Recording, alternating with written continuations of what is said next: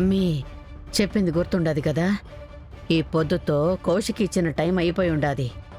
ఎట్టా అయినా అమ్మితో షేర్స్ని మన పేరు మీదకి రాయించుకోవాలా. లైఫ్లో ఫస్ట్ టైం అక్క ఓడిపోవడం చూస్తున్నానమ్మా. అది కూడా బిజినెస్లో. పెద్ద పెద్ద బిజినెస్ మ్యాన్లే అక్కని ఓడించలేకపోయారు. నువ్వు ఒక చిన్న ప్లాన్తో ఓడించేశావు. వదినకి ఎక్కువ టైం ఇస్తే మళ్ళీ ఏదో ఒకటి చెప్పి తప్పించుకుంటుంది. జగదాత్రి కాదన్నా, మావయ్య కుదరదన్నా, కౌశికి వదిన కంట తడి పెట్టుకున్నా నువ్వు బస్సలు కరిగిపోకు యువరాజ్. ఆ జగదాత్రి ఓళ్ళు కూడా ఇంట్లో లేరమ్మీ. మనం పోయి కౌశికిని రెచ్చగొడితే పని జరిగిపోతాది. పద. ఏంటి? ఈ ప్రాజెక్ట్ కోసం మేము ఆల్రెడీ చాలా డబ్బులు ఇన్వెస్ట్ చేసామండి. ఒకసారి కౌశికితో మాట్లాడండి.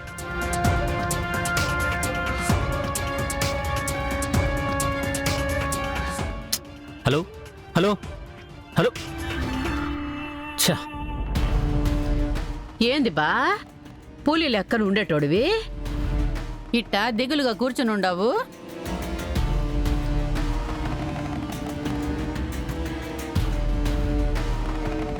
ఎవరు మావయ్య ఫోన్లో? మన కన్స్ట్రక్షన్ కంపెనీ ప్రాజెక్ట్ కోసం కౌశికి ప్రయత్నిస్తోంది కదమ్మా, వాళ్ళే ఫోన్ చేశారు. ఏమన్నారు నాన్న? డీల్ ఫినిష్ చేయడానికి కౌశికి డబ్బులు కట్టలేకపోయిందని ప్రాజెక్ట్ క్యాన్సిల్ చేస్తున్నామని చెప్పారు.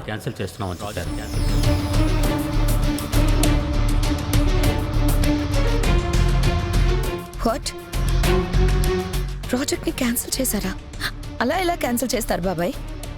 నేను ఇప్పుడే వాళ్ళతో మాట్లాడతాను. వాళ్ళని నేను కన్విన్స్ చేయడానికి చాలా ప్రయత్నం చేశానమ్మా, కానీ వాళ్ళు ఆ ప్రాజెక్ట్ని వేరే వాళ్ళకి ఇస్తున్నామని చెప్పారు. ఓ నో, అలా ఎలా ఇచ్చేస్తారు బాబాయ్? మన కంపెనీ నుంచి ఆ ప్రాజెక్ట్ కోసం ఆల్రెడీ 50 crores ఇన్వెస్ట్ చేశాం కదా. అలాంటిది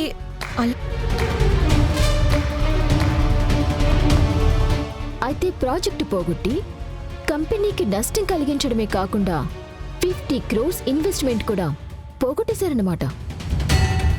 వా వదినా, బిజినెస్ మీ అంత బాగా ఎవ్వరు చెయ్యరు అంటే ఏవో అనుకున్నాను. మీరు ఎంత బాగా చేస్తున్నారో ఇప్పుడే అర్థమవుతుంది. నిషి నిషి నిషి నిషి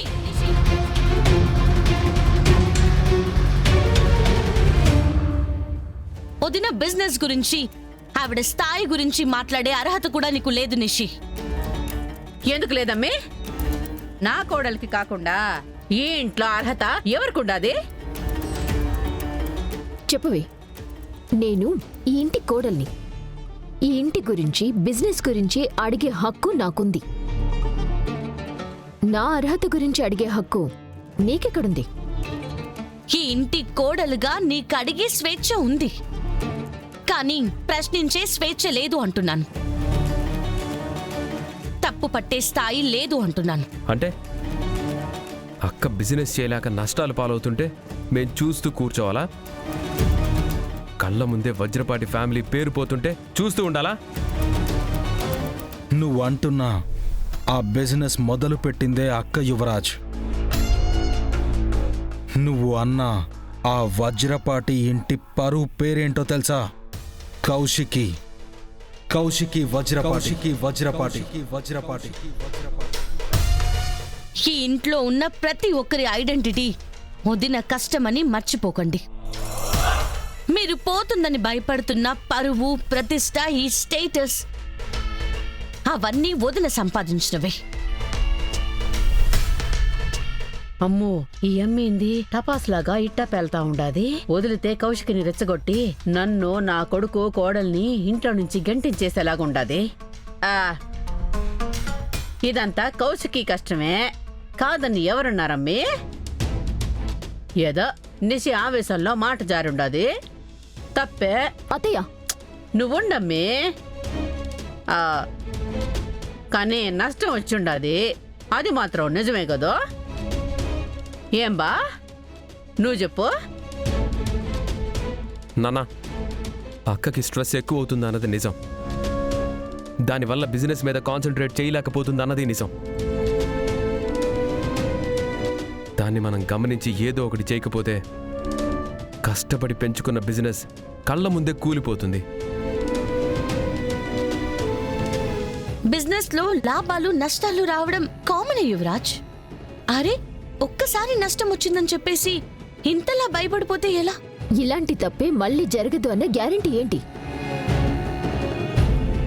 ఇలాంటి తప్పు మళ్ళీ జరిగి నష్టం వస్తే? అమ్మే కౌశికి, నీ మీద నమ్మకం లేక కాదమ్మే, కానీ కంపెనీలో షేర్లన్నీ నీ పేరు మీదే ఉండాయి. సీఈఓగా కూడా నువ్వే ఉండావు. రేపు హెచ్చు తగ్గులయ్యి నువ్వు బాగానే ఉంటావు. మరి యువరాజు పరిస్థితి ఏంది చెప్పు?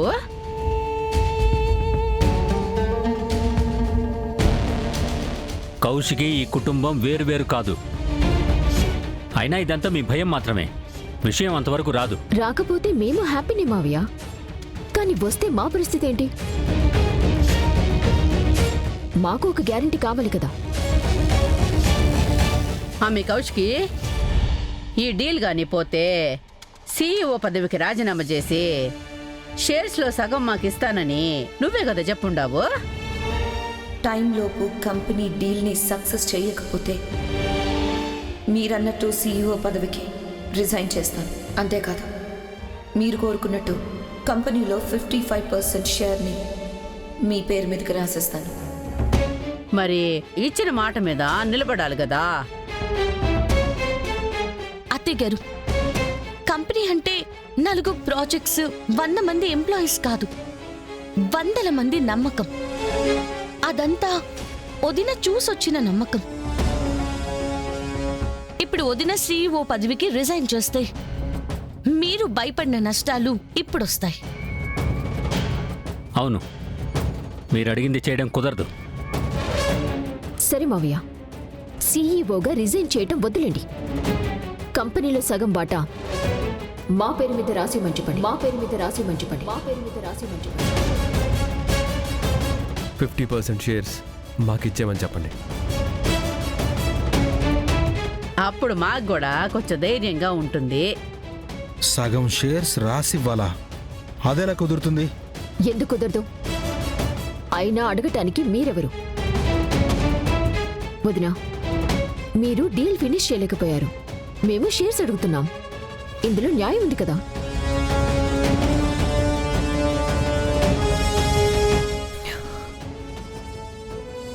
సరే, కంపెనీలో సగం షేర్స్ని మీ పేరు మీదకి రాసిస్తాను, మీ పేరు మీదకి రాసిస్తాను, మీ పేరు మీదకి రాసిస్తాను.